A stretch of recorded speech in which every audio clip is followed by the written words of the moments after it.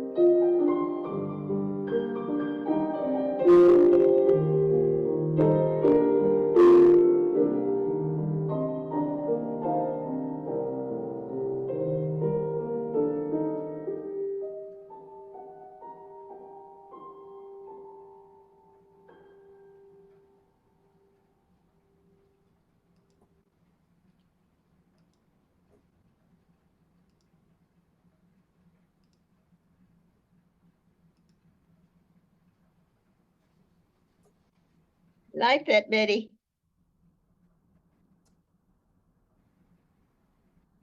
Thank you, Jerry. Betty, I think the silence says everything. I don't even want to talk. And you had just complete silence from us all. And yeah, yeah. I'm not throwing out adjectives at all. It was, I think, yeah. That's it. Bill, I don't know if you saw an email from Ian Guthrie. He's looking for a link to join the call. Oh, okay, I will send it to Yes, him. I sent he's him the on. link. It's okay. He's there. He's on, yes, Oh, I okay. see his name. Yeah, I see him. He's there. Thank you, Tim. Okay, Betty, I want to comment on this one because there's the talk of resolution and acceptance and things are good.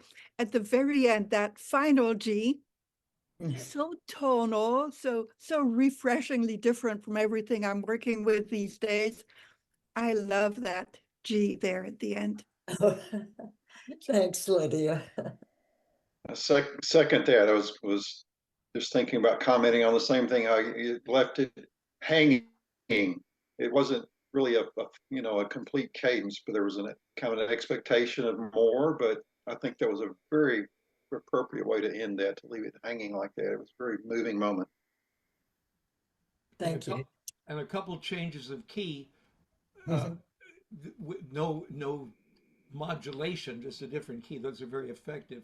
And I wanted to say my wife does not like much modern music, but when she was coming a few days ago, she was coming home, and I had that piece on because I was working on doing something with it, and she said, "That's beautiful. What is that?" So even Shalane liked that piece. Okay. Thank you. Adding to what Bill said, I think that you make really great use of chromatics in that you give just enough to have a real strong effect. And for a long time, I think the very beginning first 8 measures, it was quite you're sticking to something very diatonic, but then every time you throw a little chromatic note at me, it had a real emotional effect that steered the emotions in a certain very unique way. I think that when you returned to G minor key, it was very interesting because even though you're going back to the home key, I felt additional tension and additional kind of tragic feeling, as if it was kind of modulating up, but in fact it was modulating back. So I loved it. Great. Thanks, Elliot. Mm-hmm. Betty, can you tell us something about how you started to compose or how you started to be a musician? Oh, well, when I first took piano lessons, of course, I like to mess around on the piano, but I was with a very strict teacher who said, "You only do classical music. You don't do anything else, and you don't mess around." So I didn't do anything. When I was in college, I didn't take composition or anything. But my junior year, my piano teacher, who really just changed my life, I discovered he was leaving. This was the end of my junior year. And that same night that I found out, I was in my room. It was the olden days with manuscript paper. And so I just got up early in the morning, about 1 or 2 a.m., and wrote illusions from start to finish, even with the titles. Never written a piece. And it was there. And I took it in my next lesson to my teacher, and I just said I just wanted to play something. And he asked me where I found it, the music and all, and I told him. And long story short, that piece was submitted to a national conference. I was asked to perform a mini concert of my music at a conference that was to be held in 6 weeks, an international conference, realizing that was the only piece I'd ever written. my teacher was gone, everything else. So I somehow I managed to write enough for a mini concert and performed it. And it went on from there. I still my degrees are in piano performance, but so I continued, and when I went to New York, I continued just some private or well at the college, but and that's it. Is this in Queens? Where did you go? At Queens was where my teacher was leaving. Yeah. Yeah. Which is where, well, okay. I don't want to get too long Anyway, here. yeah. So in Remembrance, are you saying that was the first piece you wrote? Oh no, Illusions was the first piece I wrote. Illusions, It was okay. just my writing. Remembrance, when I wrote that, this is just one of those that I just was playing, and this is what I played. Hmm. It was just from start to finish. It's not one of those that I had to think about. It was just what I was feeling at the time, and I wrote it. Now, our next piece we're going to hear, Love that feeling. Yeah. the next piece we're going to hear is Overcoming. When anxiety was great within me, your consolation brought joy to my soul. That was written on the title page of this piece. That's Psalm 94:19. Mhm. And should we listen to why don't we listen to that piece also, and then we'll see what Betty has to say about it and other people. This will definitely contrast with Remembrance. Yeah.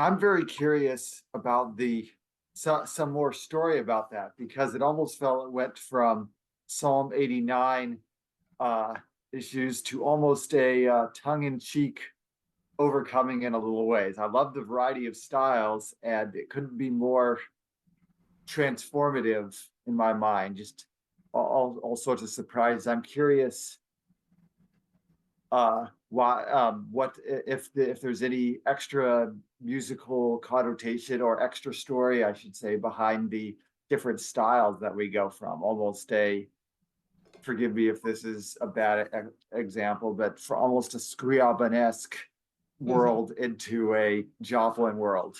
Anyway, I loved it. I loved the variety of styles and the unifying theme for all of it. But I'm curious to know more of the story, if I may so ask. I wish I could tell you more of the story, but it really I don't usually write anything scripturally, based. Uh, that's just, I would love to, but I don't.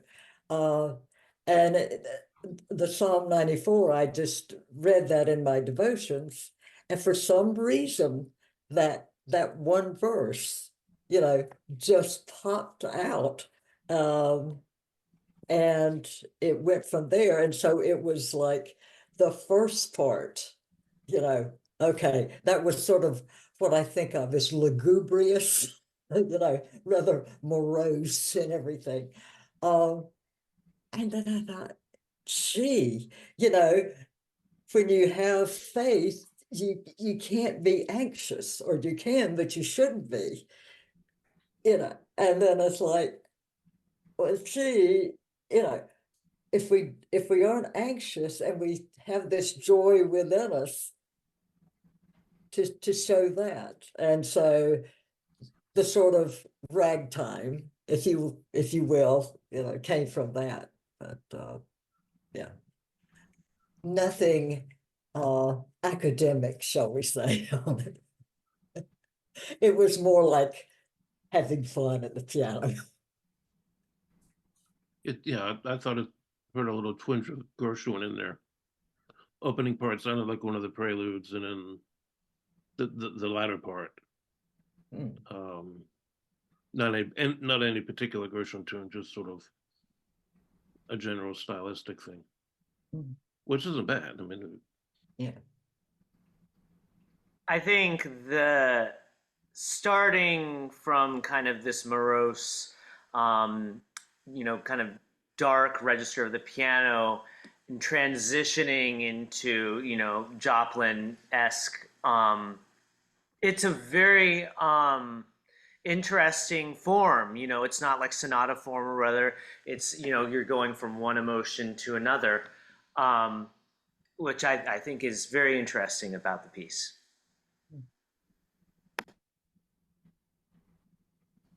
Now we have somebody who's muted but on, which would be Alan Brings, who also, I think he's right, he taught at Queens College. Is that right, Betty?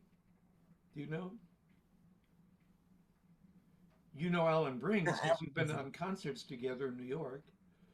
Yeah. But yeah, no, Alan was he's at Queens. Yes, at Queens. So he just came on now, but he is But I was at a muted. different. And at any rate, next we are going to hear a piece for string quartet, which has the title of Experience. And let me read to you Betty's program notes for Experience. Experience is a slow work of sustained intensity. Gradually unwinding melodic strands grow from a quiet opening into greater activity and energy, and a final climactic gesture of release, without ever fully abandoning the measured pulse established in the work's opening. The non-tonal language, with its disjunct melodic lines and use of pizzicato, ponticello, and glissandi, evokes an isolation and torment, excuse me, struggling with anguish and frustration. Having looked into the abyss, the person merges whole, scarred perhaps, but distinctly a survivor. That'll be our experience about a week, about 6 days from now, 5 even. We have Monday, Thursday, Good Friday, and then Easter Sunday this week. So a lot of Betty's pieces are Sturm und Drang kind of pieces, and it result at the end. Of course, the last piece we heard, suddenly the last C major is at the very end of the last line, the last measure. So this is experience for string quartet. Would you like to tell us something about Betty about it before we hear it? Why don't we do that? Or tell us anything. Say anything that you'd like to talk about. Just that this was written about a particular experience. It's very specific. I won't go into details, but it was very traumatic. So, but as you can see, as I say at the end, it's surviving. So that's enough. Okay.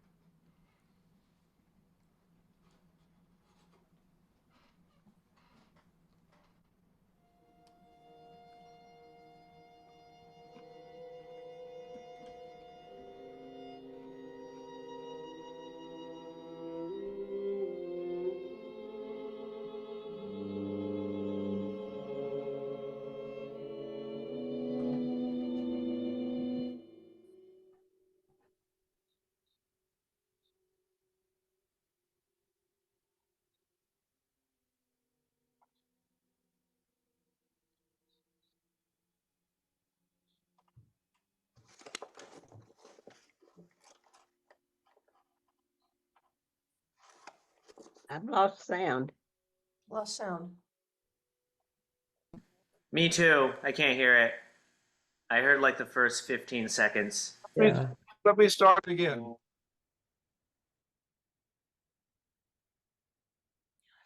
Take 2 of experience.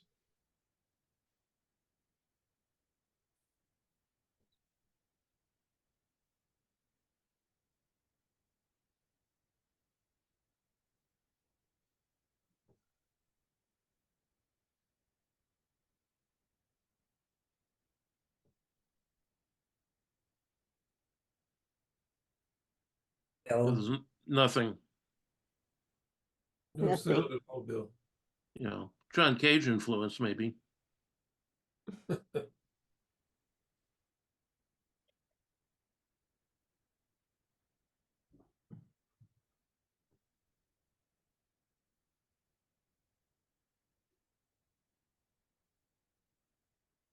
You might want to just go on to the next piece. You can't hear it? No, Whoa. left because she couldn't hear anything. The I two can't hear it either. I couldn't hear it either. Can Yeah. you can't hear music now?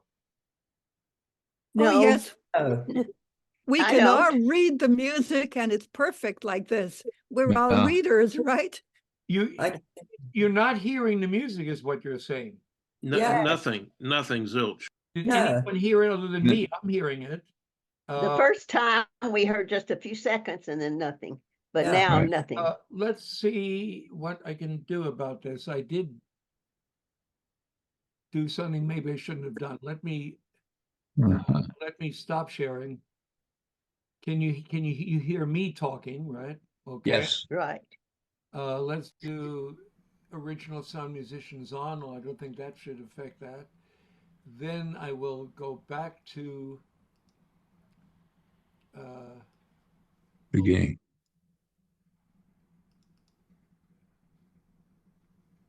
and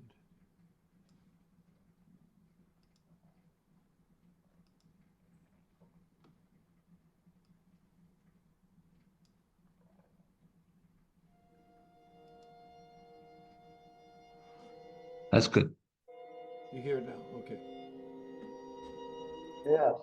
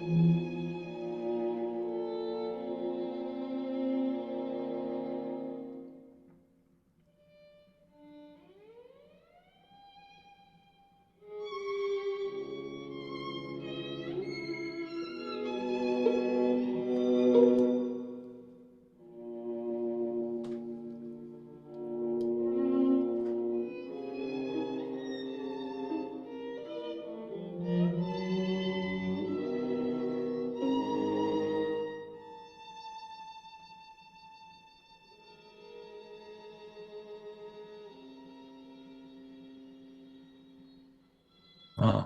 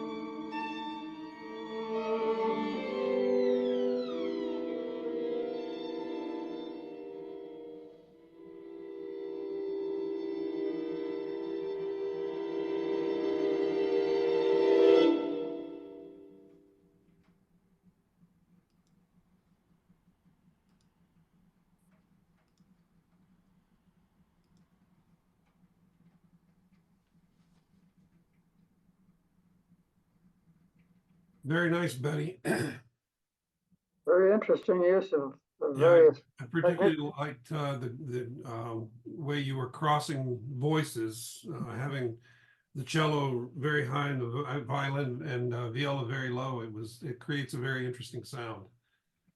Who is the string quartet playing this? Boyets. Boyette, okay.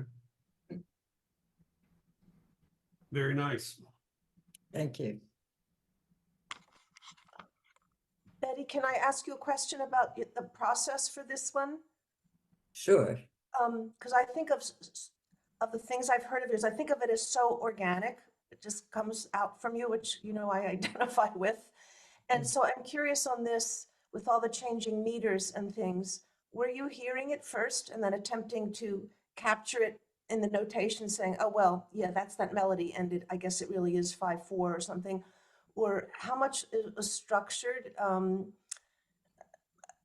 ahead of time, or as you're, yeah, can you comment at all if you understand my question? If I understand what you're saying, I wrote the notes, you know, with the rhythm and then put in the meter.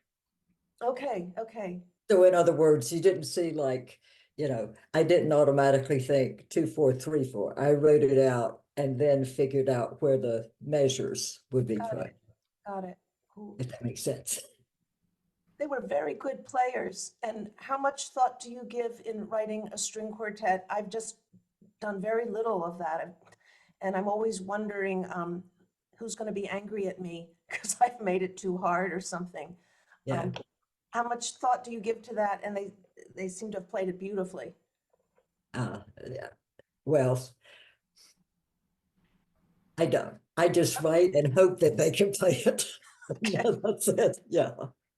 And I have heard it, you know, played by other groups, not as well. So, you know, but I mean, it is within the capabilities of, you know, advanced group. Thank you. Was that a serial piece? Pardon? Was it serial? No. No. Betty, I had one question about the notation. There was like a curvy line between two notes. Mhm.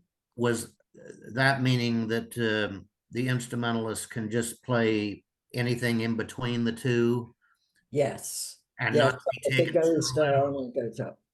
and not to be taken too literally where it is on the staff, but they have the option of playing any notes.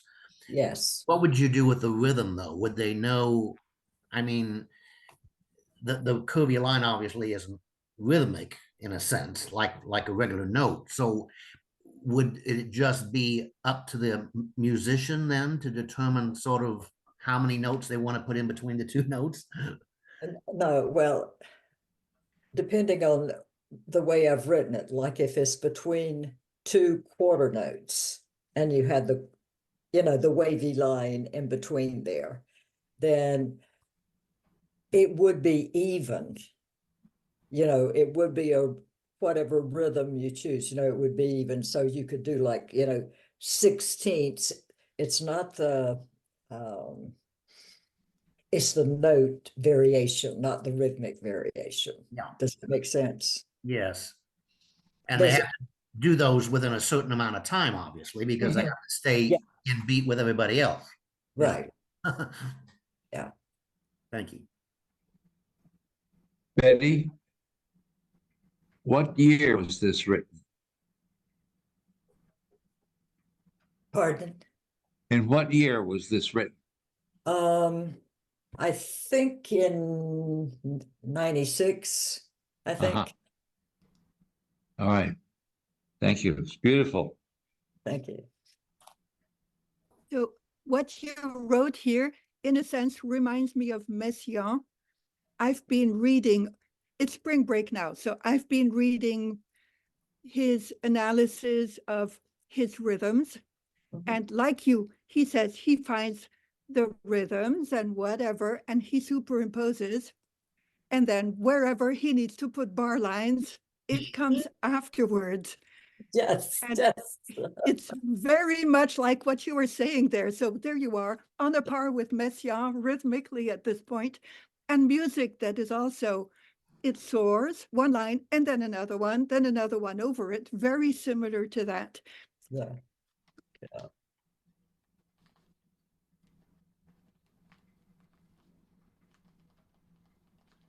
Well, let's go on with, this is a very brief piece for solo cello, and it's called Stress.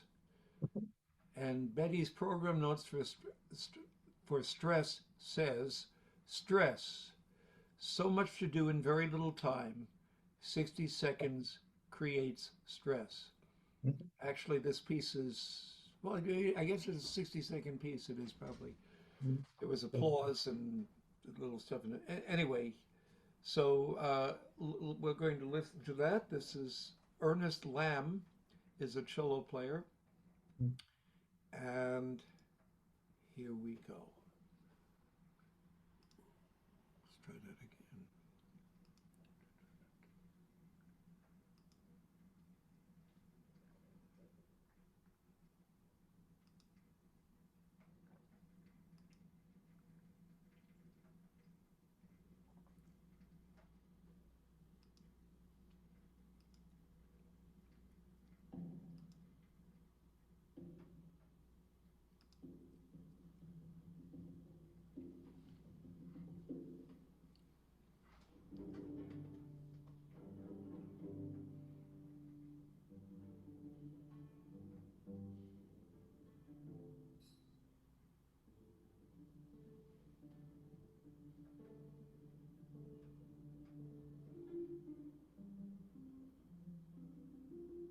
Bill, can you stop and Same problem, Ben. there Yes, you go. here we go.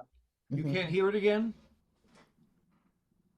That's It was right. very soft. Yeah. It's very Yeah, soft. I don't know what I can do about that. Um, let's see, this is all the way up as loud as I can get it. Because it's definitely not a soft piece. What was that? Say that again?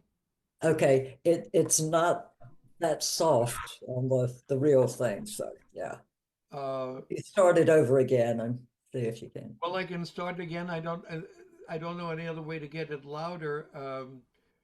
Turning it louder on my amplifier here won't do any good. But if I go down here, if you can see where I am, where the volume control, that's all the way up. Um, so when we start it again and listen, I can try also let me try turning it off and on again too. Can you turn up the volume on the YouTube? The volume on YouTube is all turned up all the way. Okay, let's try the same thing again. Share screen. Share.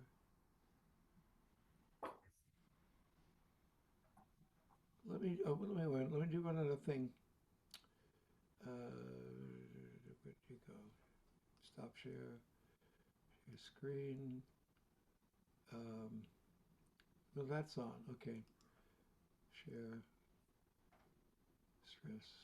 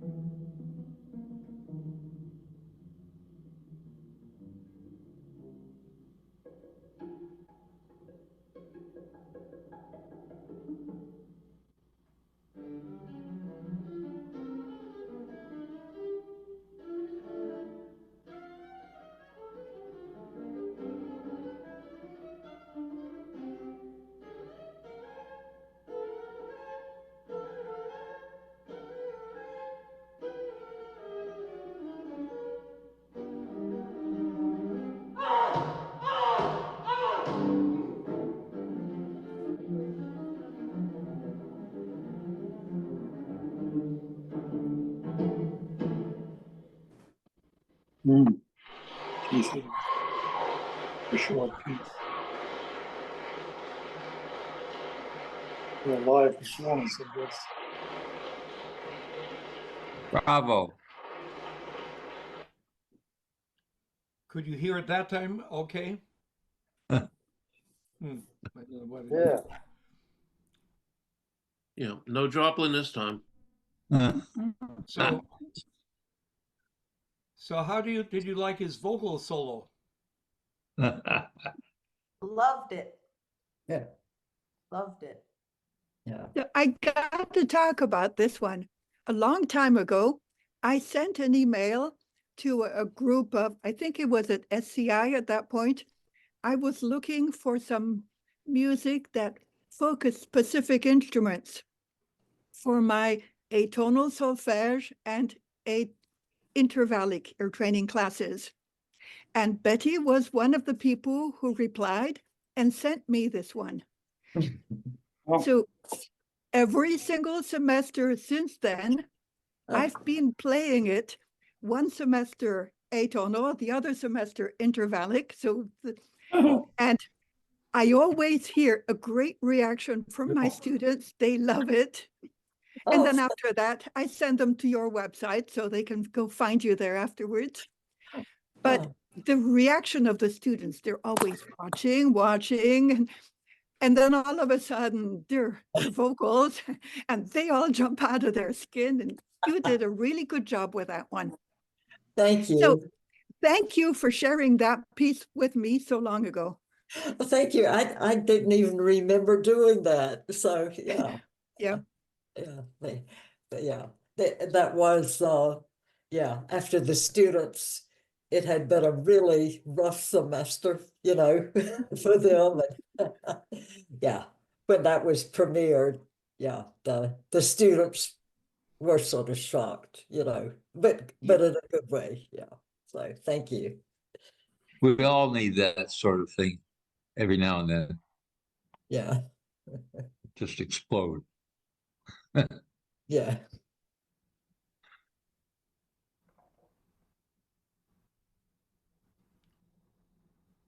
Our last piece is called Requiem for Dreams.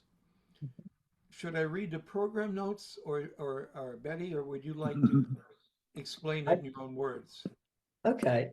I'll tell you. I was commissioned to write this piece to bring awareness about specifically domestic violence. And in the program notes, I say abuse happens to people of all ages, ethnicities, marital status. And, you know, it was written to bring awareness of this. And what a lot of faculty members don't realize that it occurs also with our students. So just to be aware.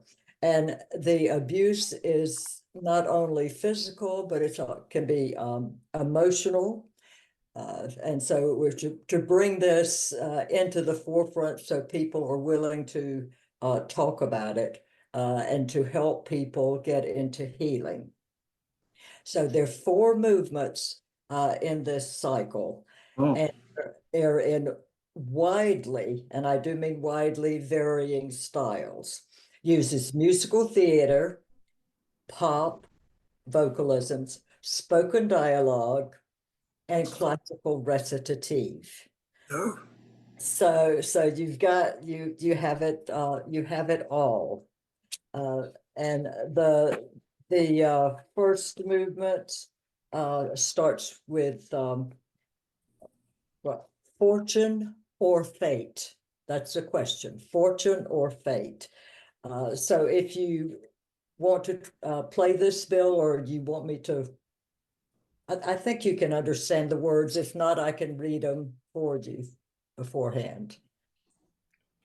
What would you like to do, Betty? You tell me. Either way, just go. You could try playing it and seeing if people can understand it. Okay, we'll do it that way. And if the Diction is, if you don't get all the words, we could even have Betty read it after the music's over. But I I think you can hardly probably, I hear think you. you'll get the gist of it, I think, anyway. Okay. Also, providing I have the sound correct, which is a different issue. Okay, so this now is Requiem for Dreams.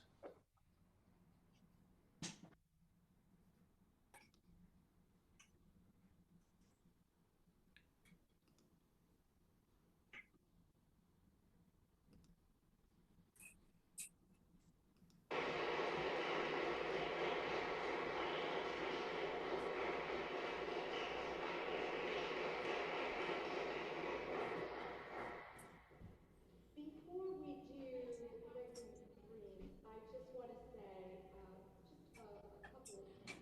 First of all, what an honor it's been to work with Betty Wishart, who is on faculty here at Campbell, and she's a nationally known composer.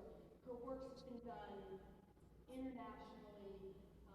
She's very much in demand, and we are very lucky to have her, and I'm so honored to be the one to premiere this amazing piece, which deals with a very difficult topic, but I think Mrs. Wishart has treated it in a very sensitive and yet And just so you understand, this is not part of it. She's explaining about how she commissioned the work. The music will be louder.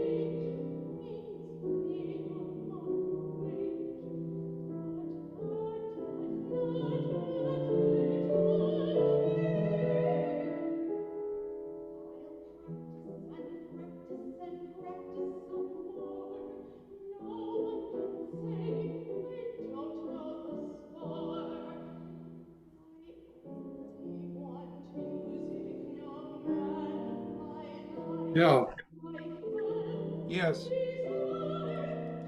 Are you understanding the words?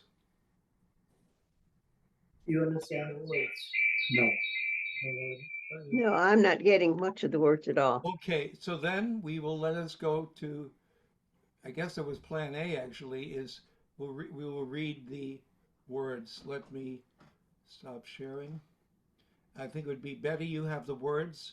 Would you like to read them? I mean, I could do that too. Okay. Okay, so it's fortune or fate. Life is great, life is grand. Will fortune or fate guide my plan? My dream of the stage means minimum wage, but that does not matter to me. I'll practice and practice and practice some more. No one can say I don't know the score. I only want music, no man in my life. I have no desire to be anyone's wife. Then onto the scene there appeared a nice man. Was it God's sense of humor to mess up my plan? Life is great, life is grand. Will fortune or fate change my plan? Everything was going grand till fate stepped in and changed my plan. Fate took my voice and I made my choice. Let's do it. That was the text of the first piece. That's the Fortune. first one. All right. So you read each one. I think that will work better. Okay. So this is fortune or fate. Sorry, I have to share the screen each time too.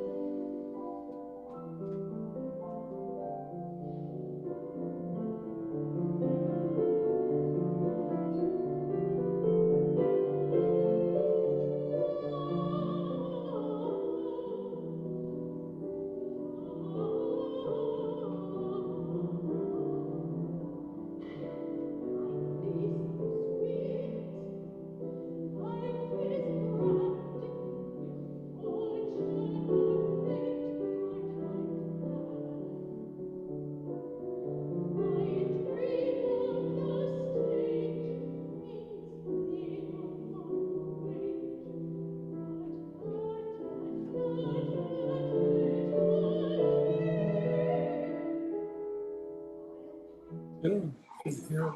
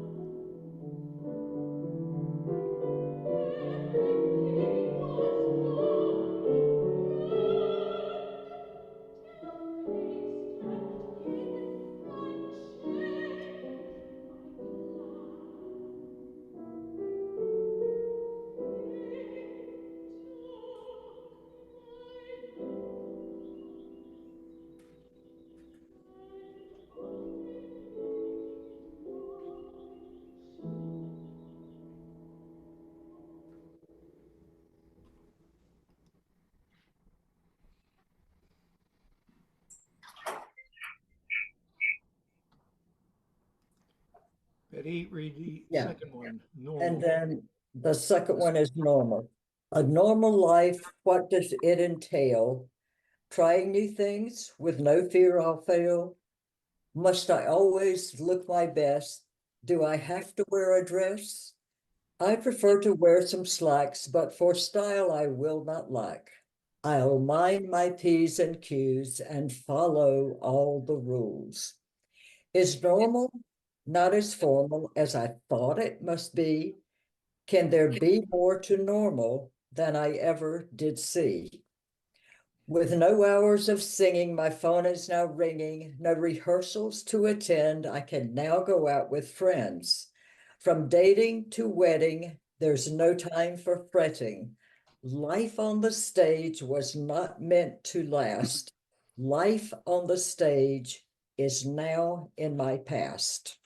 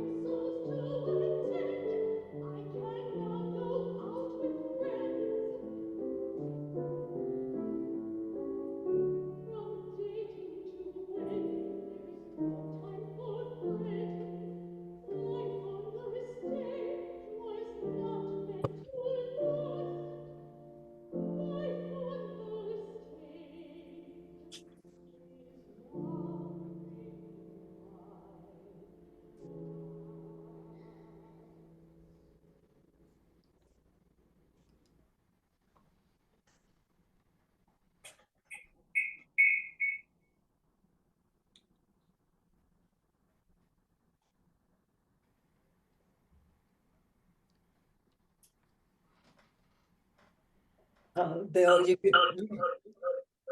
No, could you read marriage? you could just Mhm. let people see the words at first there, because it doesn't make sense if I read them and I need 3 and 4 to go right from one to the other. Okay, all right.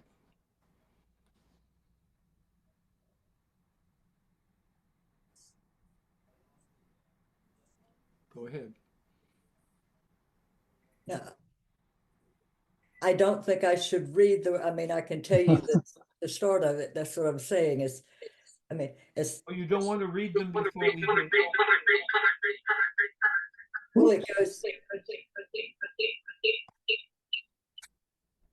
the wedding day came and I was floating on a cloud. We said our vows to each other as bells rang out loud.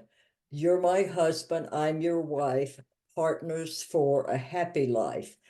From here on out, it goes back and forth. I don't read it's like he says, you're not my partner. Just, am I your wife?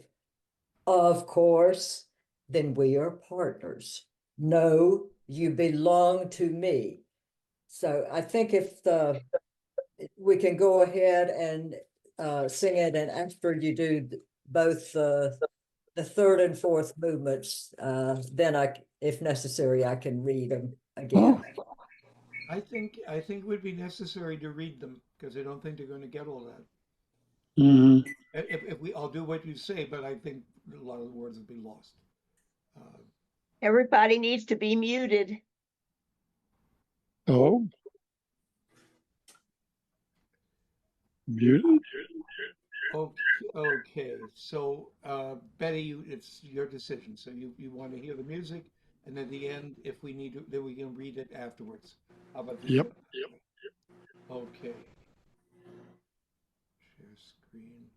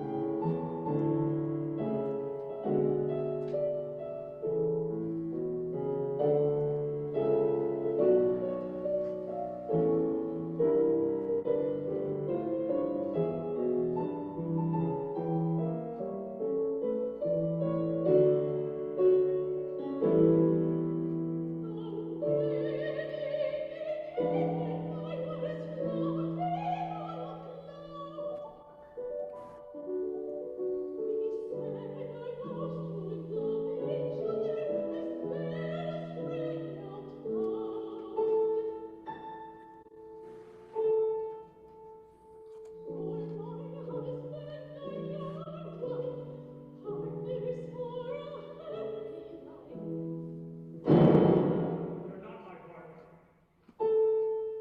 Am I your wife? Of course. Then we are partners. No, you belong to me. We belong to each other.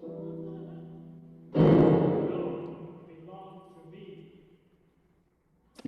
Don't understand. You're my wife. You belong to me. Say it like you mean it.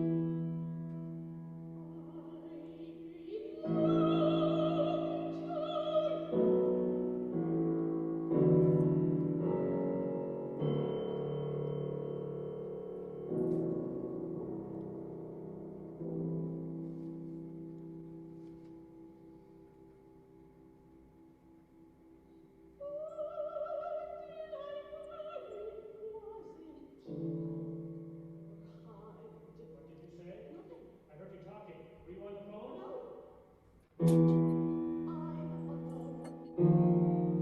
I'm alone. I was not talking on the phone. Did you promise to obey me? Yes. Then do it.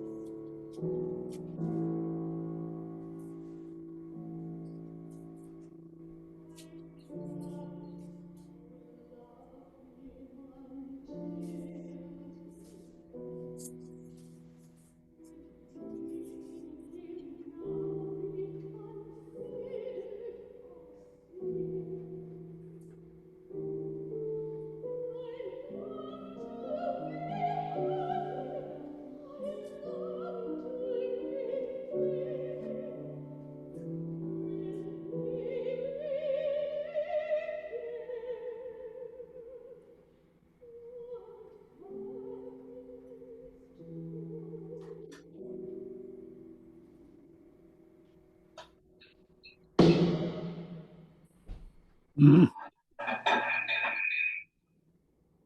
Mm.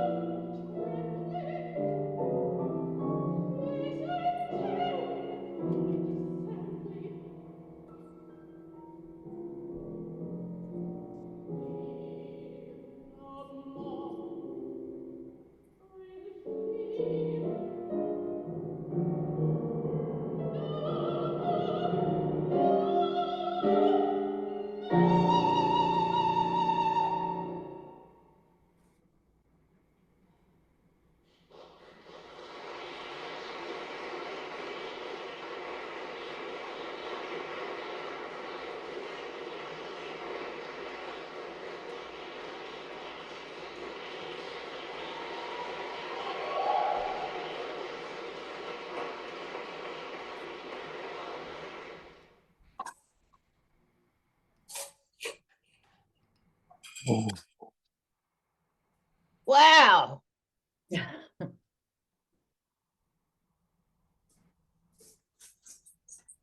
It's a little different from what I normally write.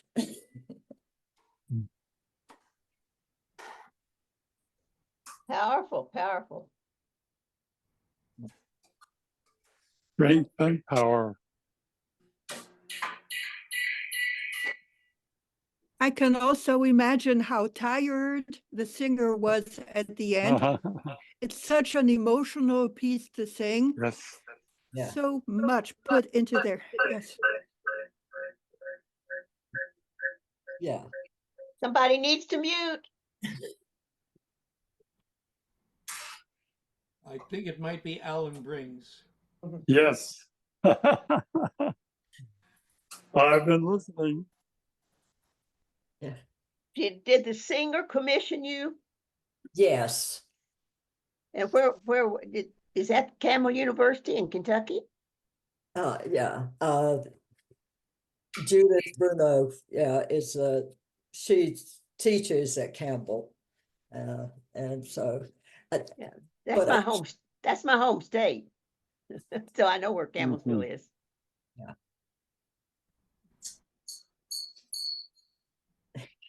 Betty, how was the emotional experience for you in writing that? Was it exhausting or terrifying, or what was that like for you? Exhausting. Because I wrote the words as well. I mean, you can tell the words are not that great, but I wrote the words and the music.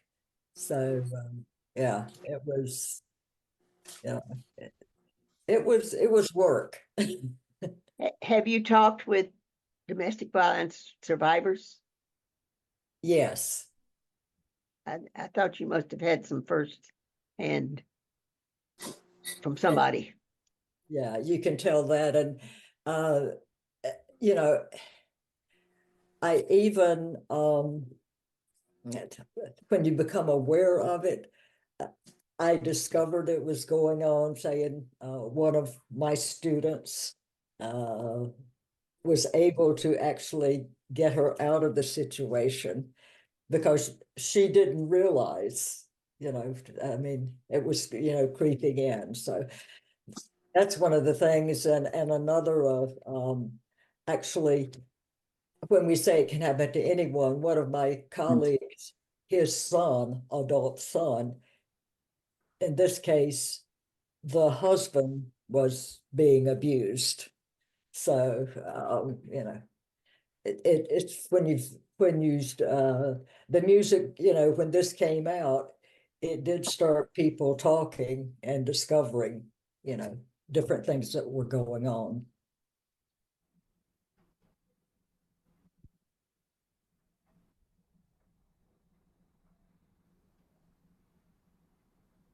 It's a very effective. And people need to realize that domestic violence can end terribly. Oh, yeah. I mean, there's lots of murder Yeah. can happen, and that's really, really tragic. Yeah. And if you take out the word, domestic, a lot of people think it just has to be between husband and wife. It does not, like it in the case of, students or anything. It can just be abuse, shall we say, use the term abuse.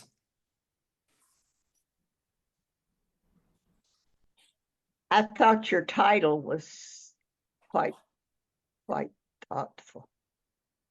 Oh, thank you. Requiem, yeah, it's the death.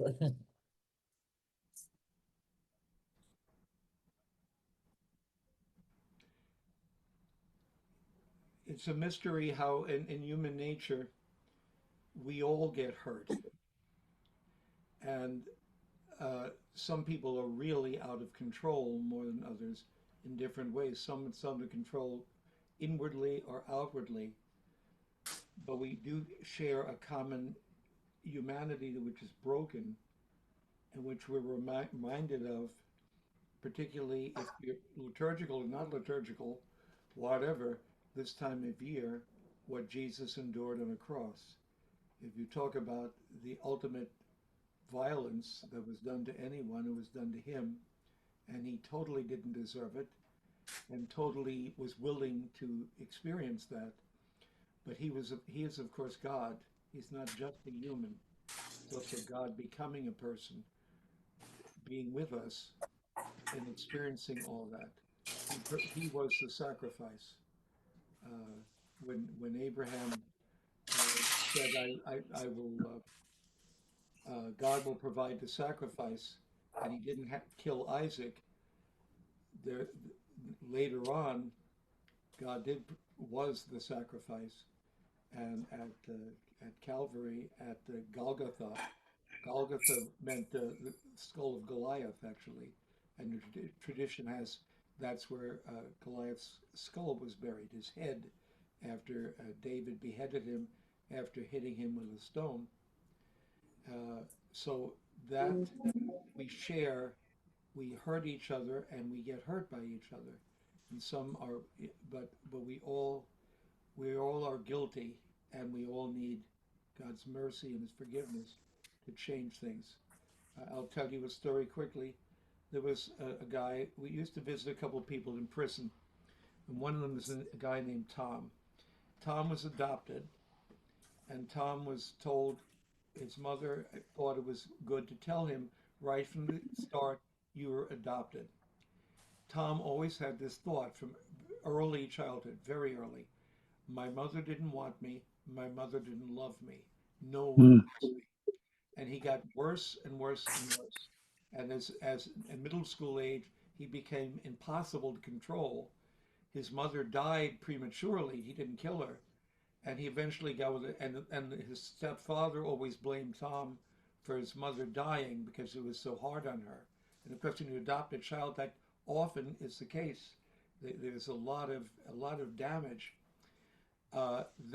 Anyway, Tom's idea eventually led to him committing murder, and also his own wife being murdered as well. And he had a baby daughter who had to be given up for adoption, just as he had been given up for adoption.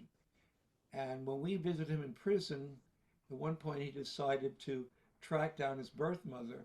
And one day he got the information that his mother was in prison when he was born, and she could not keep him, and she could not keep an 18-month older brother. And that means that Tom's original lie that he was believing, my mother didn't want me, wasn't true. And one day Tom called up, he got the phone number. He didn't know if his mother would hang up on him. He called from prison, and she said, this is an answer to a 40-year prayer. So everything about God is to restore us. And of course, the process also is to forgive. And some of us hurt other people badly. And that ties in very well with our next composer guest, who is somebody you might know about, who is Jay Falkrond. And Jane Falkrond wrote a few days ago, he sent a message to everybody, and I don't know if anybody answered him, maybe they did privately, which is a piece he wrote called The Triumph of the Light Bearer. And Jay is somebody kind of like Robert, who's starting to compose at a later age. And he and his wife have had foster children, a few of them. And then what they began to do next is they train foster parents, because many foster parents run into very difficult times handling the kids. And the improvement of parents that have gone through their training program has made it like twice as successful having a foster child than otherwise. So Jay and his wife will be on our next program. Not just Jay. Part of it will be listening to his piece, and he'd like your advice on that piece. Not just very nice, I enjoyed it, hooray. And we'll probably listen to it twice. That's what I'm going to suggest to him. So you hear it twice and you'll be able to see the score. But then we're also going to have him and his wife share their experiences helping foster families. And so that's next month. I don't know the date yet. We seem to be always doing now Saturday afternoons. That seems to be a little better time. And by the way, today we had the largest attendance of any one of these we've had. So that's encouraging. So that will be next month. And Betty, we thank you very much for sharing your music and your heart with us. And as we approach the time of the crucifixion and the resurrection, we remember all the pain in the world that Jesus endured, and we all endure, but also we remember what is promised because of him, a life that is not only everlasting, but infinite. So that's something we all have to look forward to. So we're going to end right now, and God bless you, and we'll see you next month. And he, as they say in Greek, Christos anesti, alithos anesti. Christ is risen. He is risen indeed. Amen. Amen.